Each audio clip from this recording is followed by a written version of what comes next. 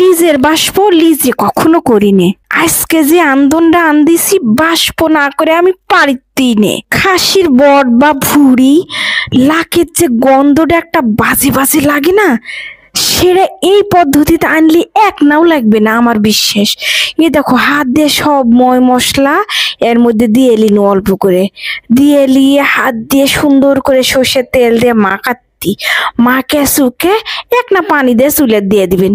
তারপরে যখন বলক চলে আসবে এক না তেজপাতা দারচিনি, তারপরে দিবেন স্পেশাল এরকম করে বাইটা মশলা।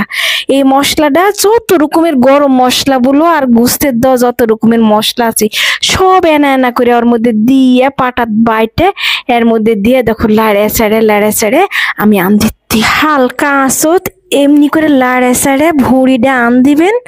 মশলাও কষা যাবে, ভুঁড়িটাও ভাজা ভাজা হয়ে যাবে, খাইতে লাগবে জব্বর। এ দেখো জিরের গুঁড়ে দিয়ে নামালিতি, দেখেছেন চেহারা খান? তাহলে বলুন নিজের বাষ্প লিজে করবো না, তুমি করবেন?